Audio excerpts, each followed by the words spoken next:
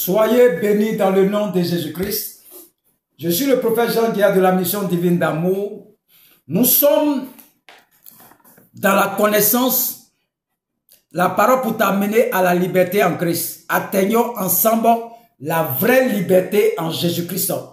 Et nous sommes en train de travailler sur un thème. Quelle est l'influence de la parole de Dieu sur ta vie? L'influence de la parole de Dieu sur ta vie. Depuis 15 ans, tu es à l'église là. Qu'est-ce qui a changé dans ta vie? C'est ça qu'on veut parler.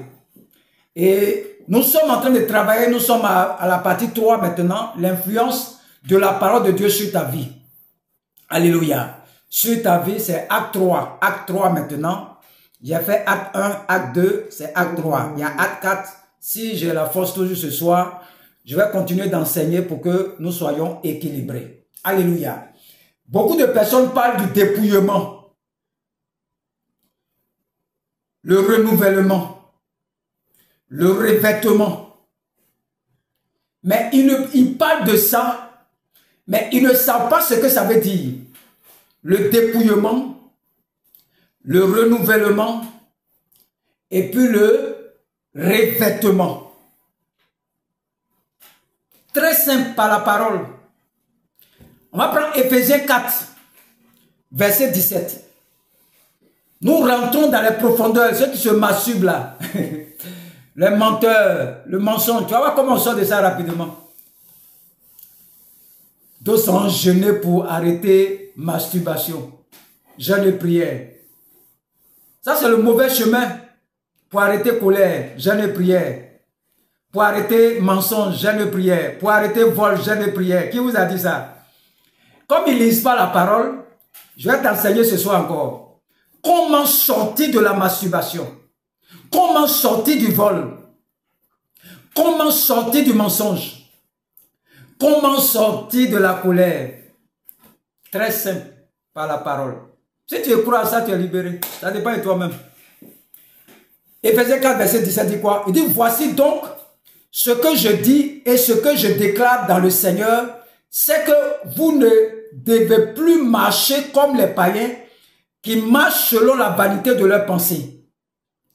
Ils ont l'intelligence, le verset 18, ils ont l'intelligence obscurcie, ils sont étrangers à la vie de Dieu à cause de l'ignorance qui est en eux, à cause de l'endurcissement de leur cœur.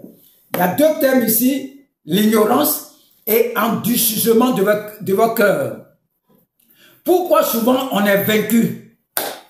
C'est notre manière de marcher, notre manière de penser. Le dépouillement, le renouvellement, le revêtement. Alléluia. Les démons sont rusés. Quelqu'un qui se masturbe, ce sont les démons qui sont en train de t'attirer. Ils sont en train de te tuer. Ils sont en train de te gorger. Le verset 2, ayant perdu tout sentiment, ils sont livrés à la dissolution pour commettre toutes sortes d'impuretés jointes à la cupidité, l'amour de l'argent. Donc voici des gens qui se masturbent, des gens qui volent, des gens qui sont dans la fornication, des gens qui sont dans la cupidité. Et ils arrivent à l'église. On dit non, tu vas jeûner, prier. On va doucement. Pour que tu comprennes comment on fait ces genres de délivrance par la parole. Le dépouillement, le renouvellement et le revêtement. 3 thèmes qu'on va débattre. Tu vas voir comment ça se règle. Le verset 20 dit quoi? Mais vous, ce n'est pas ainsi que vous avez appris Christ.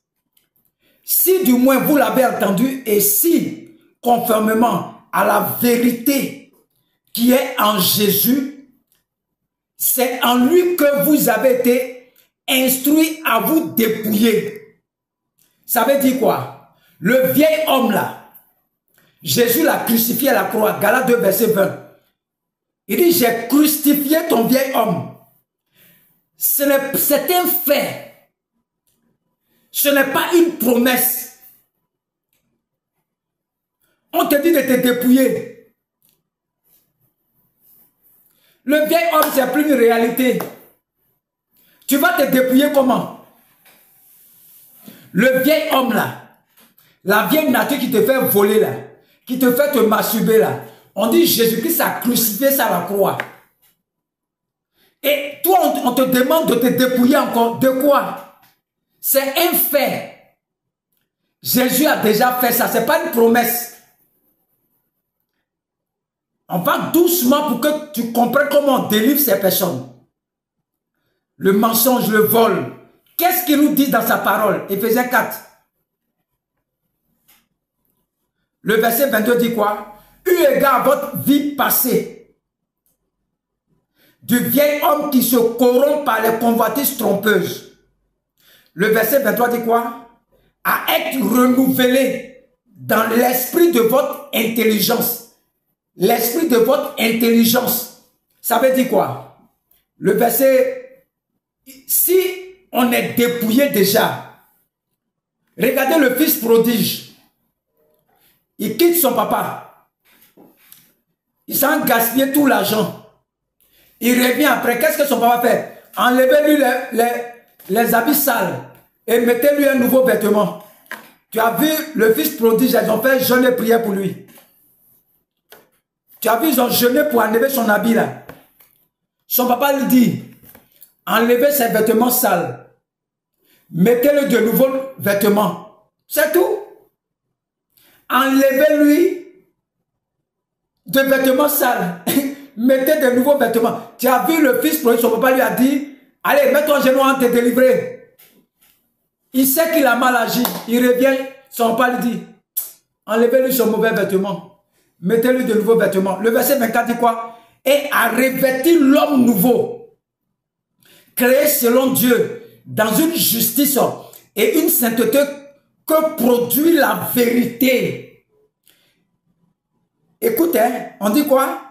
Et à revêtir l'homme nouveau, créé selon Dieu, dans une justice et une sainteté que produit la vérité.